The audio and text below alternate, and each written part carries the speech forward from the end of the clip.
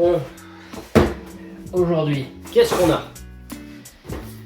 Rick, Morty, Fanjoy, un 12e. Est-ce que ça battra la JM Toys? On va regarder tout ça. Alors, déjà sur les boîtes, on retrouve le petit hologramme qui nous certifie bien que c'est du vrai Fanjoy. Voilà, donc là on le voit en surbrillance. Avec un petit QR code qui nous renvoie à la marque. Sur les boîtes, avant-arrière, vous allez avoir le détail de tout ce qui est accessoires. Donc du coup, les accessoires de chaque perso avec quelques poses. Et tout ça en surbrillance avec toujours le petit logo Fanjoy et les réseaux. On regarde tout ça. Alors je commence par Morty parce que je l'ai un petit peu abîmé la boîte.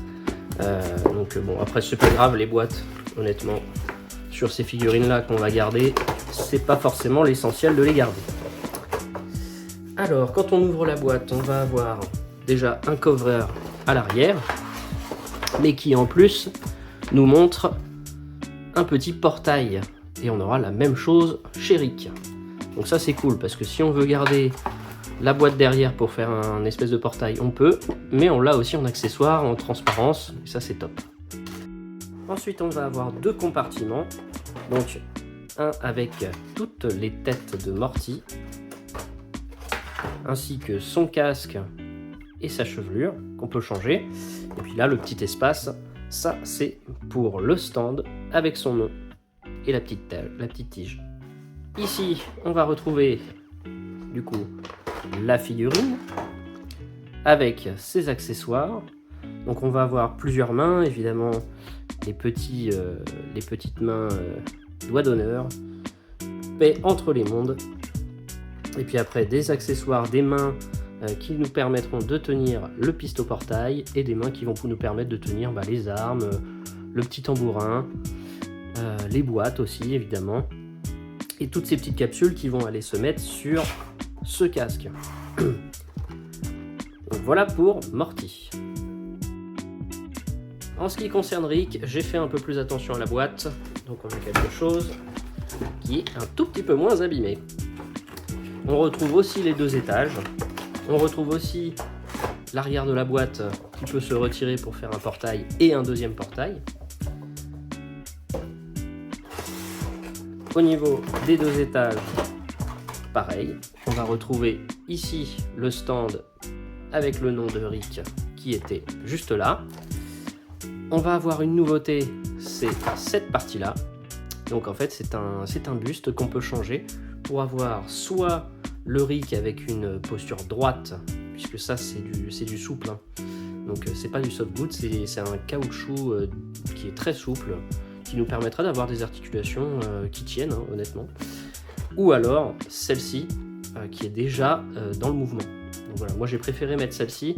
Je vous expliquerai comment on fait pour retirer les petits pegs ici. C'est assez compliqué, honnêtement, faut une pince. Faut pas hésiter aussi à écarter la veste pour les retirer. Et après avec une pince on vient retirer les pegs. C'est des ball joints, hein, donc c'est des petites boules. Il y a une boule d'un côté et une boule de l'autre. On vient tirer avec une pince délicatement, et après le mieux c'est de le chauffer pour que ça rentre facilement. Je vais pas le faire en vidéo parce que c'est un petit peu embêtant. Au niveau des têtes, donc on a pas mal de choses. Donc au niveau des têtes, on a pas mal de choses. On a du coup du Rick qui rigole, un peu le sourire narquois. Ici une tête qui n'a pas deux yeux, et ça c'est pour mettre les petites lunettes ou le casque de réalité virtuelle qu'on va avoir. Des têtes stoïques, voilà, un peu différentes. Deux paires de cheveux, donc on a celle-ci, enfin trois même, puisqu'on en a une sur le Rick directement, une ici, et celle-ci qui nous permet de voir la petite sangle qui tient les lunettes, que je vais vous montrer tout de suite. Donc là encore, pléthore d'accessoires, puisqu'on va retrouver donc notre Rick avec, comme je disais, la petite veste qui est dans le mouvement, qui est en flottement, le pisto portail, le pisto laser, on va avoir un autre pistolet, ici des mains qui nous permettent de tenir des accessoires, ici les mains paix entre les mondes, une main ronde qui nous permet de tenir une Pokéball, et une main un peu incurvée qui nous permettra de tenir le pistoportail en direction d'une zone. Et enfin cette main là qui nous permet de faire semblant de réparer quelque chose. Ensuite une bouteille, la Pokéball, la petite bouteille qui nous dit que Rick, il a toujours son petit problème. Le téléphone portable. Ici les lunettes, donc ce sont des lunettes, voilà, des lunettes un peu façon HTC Vive, voilà, des lunettes de réalité augmentée, qui vont aller justement avec les cheveux que je vous ai montré juste avant. Les lunettes comme celle-ci, qui peuvent aller sur la tête qui n'a pas d'œil. Et puis le petit serre-tête comme Morty. On regarde un petit peu tout ça au niveau des articulations. Alors au niveau des articulations, ces deux figurines, il va y avoir Morty qui sera un tout petit peu limité comparé à Rick. Donc on peut tourner la tête, elle est sur une boule, hein, donc hop, c'est assez facile de l'enlever du coup pour lui changer son expression, changer les cheveux, ce genre de choses. Hop, en revanche, vu qu'il a un tout petit coup, c'est assez limité, quoi. On va pas pouvoir faire grand chose, mais les expressions viennent un petit peu contrebalancer tout ça, quoi. Ici, on a un semblant de butterfly joint, donc en fait, c'est ce que je disais tout à l'heure, c'est sur une boule, et on a un petit cache en caoutchouc qui vient un peu nous faciliter les mouvements et puis les montrer un petit peu. Donc là, on a de quoi faire. La typose, sans problème. Ici, au niveau du torse, on a de quoi plier un petit peu. Voilà, pour vous montrer, ça ressemble à ça. Hop. Donc c'est une boule qui est sur un axe. Donc on va pouvoir aller chercher un petit peu de crunch, voilà, comme ça. Comme ça. Faut faire attention quand même, ça reste assez fragile. Pareil pour les jambes. Hop. Là, on va faire. Et on a de quoi faire aussi ici sur le genou, en sachant que les pieds sont sur des petites boules, donc sur ces petites ball joints aussi. Donc on peut faire un peu ce qu'on veut, hein, si on veut le faire tenir, si on veut lui donner des positions un peu en mode combat ou sur le côté comme ça, en mode surf ou je sais pas quoi. On peut faire. Il est plutôt bien articulé. Donc ça c'est top. On passe à Rick. Alors pour Rick, donc une tête qui a un peu plus de mouvement, mais ça c'est dû aussi au sculpte de la figurine. Donc voilà. Hop. Pareil au niveau du torse, il peut se permettre un peu plus, je trouve. C'est un avis. Voilà. Au niveau des jambes, évidemment, c'est un peu mieux, je trouve aussi. Il plie son genou un peu plus. Et on a le même système pour les pieds. C'est-à-dire que du coup, on va avoir quelque chose sur un ball joint qui nous permet d'aller chercher un peu de mouvement. Au niveau des bras, donc c'est ce que je disais, on est sur un butterfly.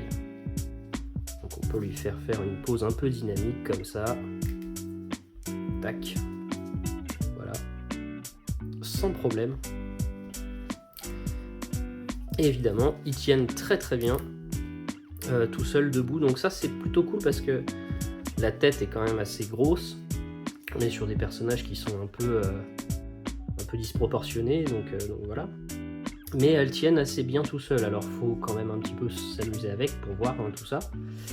Mais ça marche plutôt bien. Donc voilà pour ces deux figurines Rick et Morty. On se fait quelques comparatifs de taille avec d'autres figurines. Et on se fait notre débrief. Est-ce qu'elles valent le coup ou pas? Donc déjà regardons face à un JM Toys.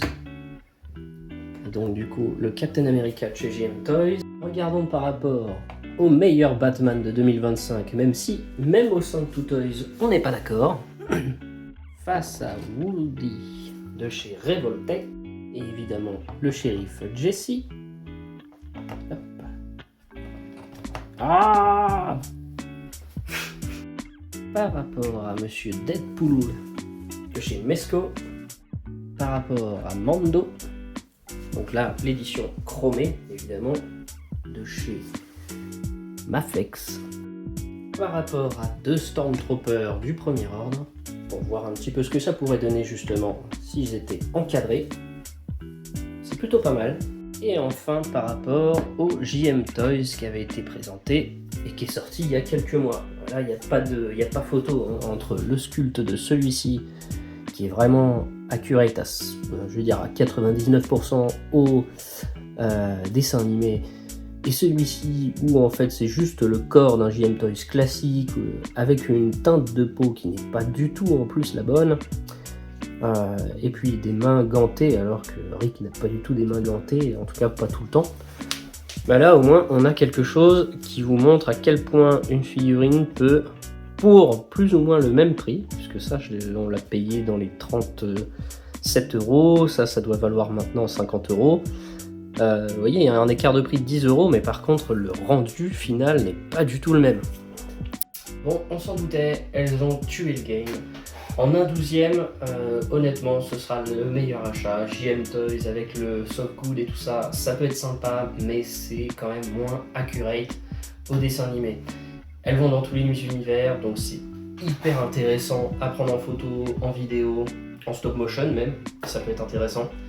Beaucoup d'accessoires comme on l'a vu, enfin franchement c'est un rapport qualité-prix qui est extraordinaire parce que là on est sur des figurines où pour moins de 100 € on a beaucoup d'accessoires, beaucoup d'articulations, pas mal de possibilités. Moi j'ai eu les miennes sur Toys Metaverse, on peut les trouver aujourd'hui sur AliExpress via des vendeurs bien notés, voilà, vous pouvez foncer sans forcément trop vous poser de questions. Je conseille les deux, honnêtement, hein, ça serait dommage d'avoir qu'une seule des deux. Donc voilà, j'espère que vous avez aimé cet unboxing, que vous avez pris du plaisir. Et évidemment, le plus important, si vous voulez retrouver du contenu comme celui-ci tout au long de l'année, n'hésitez pas à vous abonner à la chaîne et à lâcher un petit like juste sous la vidéo, ça nous aide énormément. Et puis il y aura des petits sondages pour savoir ce qui vous intéresse, est-ce qu'on fait un unboxing, est-ce qu'on fait plutôt des petites vidéos, enfin voilà, n'hésitez pas, à bientôt sur Two Toys.